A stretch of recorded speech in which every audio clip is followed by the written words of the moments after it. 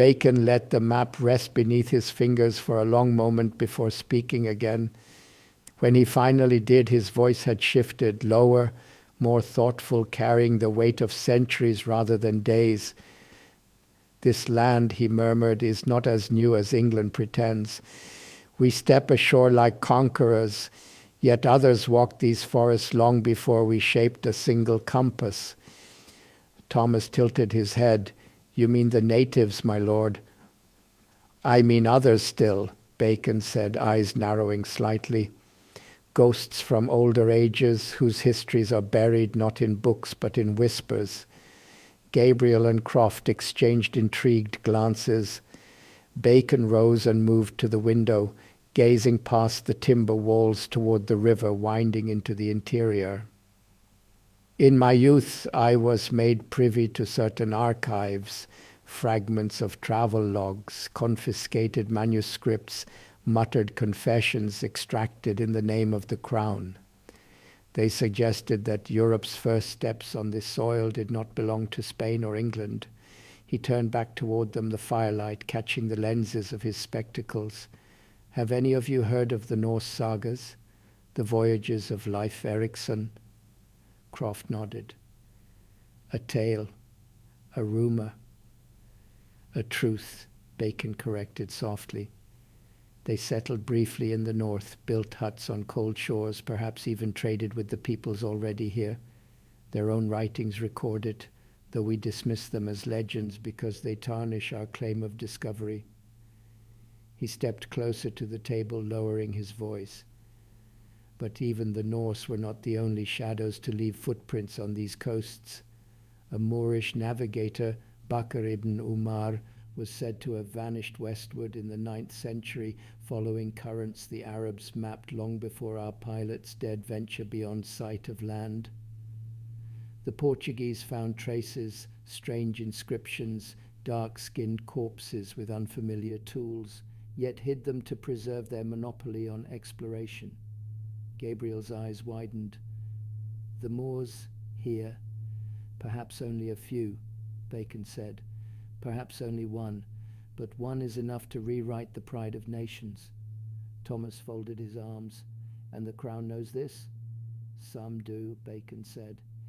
They bury such knowledge deeply, for empires thrive on illusions, discovery, destiny, divine right.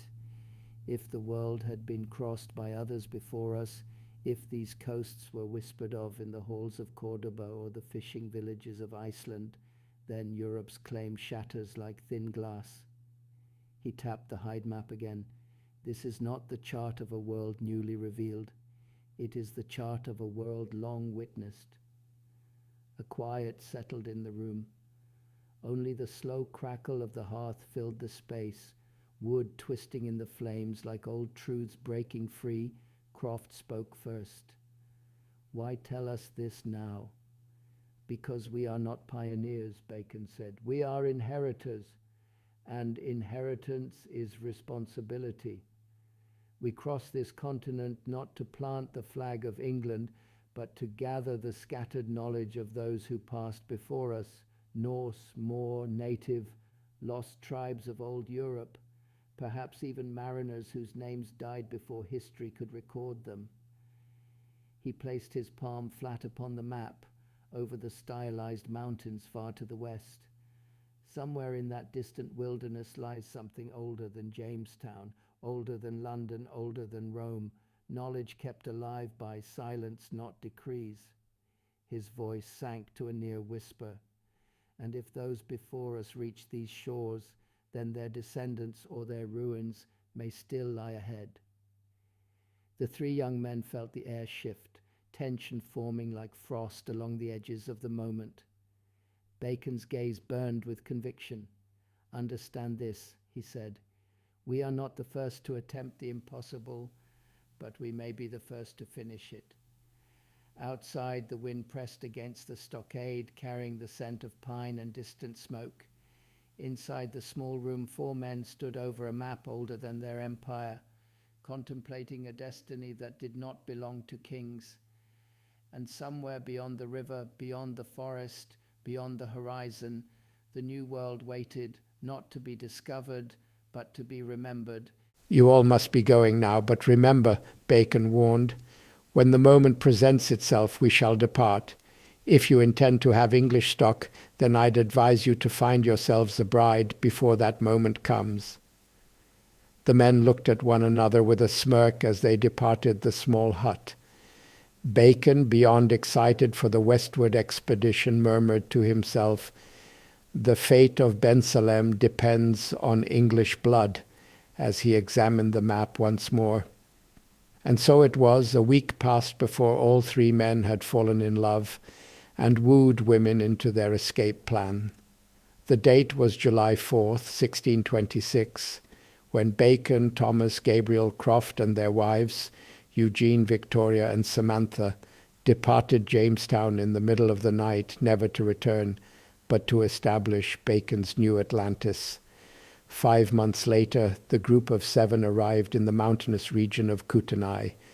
The 3 men walked alongside the horse trolley while Bacon and the 3 wives rode inside the cart. According to the map, we are officially in the bird's nest of Bensalem. Welcome home, men. These lands are the divine quadradors of prosperity and science. First, we must establish living quarters and defenses. We shall focus on a simple dwelling for now. Our priority is defense from the natives. The group unpacked certain supplies, removed incessant debris, and cut down small brush. After a couple hours, Bacon spoke. "Excellent work, men. Now Thomas, head north, Gabriel south, and Croft west. I shall head east with the women. We are looking for water, vegetation, game, and natives," commanded Bacon. "Tie down the wagon and lock the cart. Garnish your artillery. A mile or 2 shall do. Be safe, men." Each man, bearing a rare flintlock pistol, crept through the heavily wooded mountainous region. Bacon finds water first. Approaching the current, Bacon slowly knelt by the bubbling stream, letting the cool water flow over his hands. Relief flooded him. They had finally found a reliable source. But movement caught his eye. A lone Kootenai hunter slumped against a tree, blood streaking his leg, eyes wary and sharp. Bacon approached slowly, hands raised. "I mean you no harm," he murmured, producing a small leather satchel of herbs and cloth. He knelt in the dirt beside the injured man, and drawing a simple cross in the soil, gestured toward the medicine. The hunter's gaze flickered between the mark and Bacon's face, hesitation written in every line. Finally, after a long pause, he allowed Bacon to tend his wound. The women, sensing the moment had turned from danger to trust, retreated quietly through the trees, moving to fetch Thomas, Gabriel, and Croft. Bacon remained, speaking in gentle tones, using gestures and pointing to nearby game trails and water sources. Slowly, a fragile understanding began to form. Minutes later, the 3 men arrived, flintlocks at the ready, but lowered in relief when they saw the scene. Together they lifted the wounded hunter, carrying him carefully back to their parked cart and supplies. Bacon followed closely, eyes on the native, knowing that today the first fragile alliance with Bensalem's inhabitants had been forged.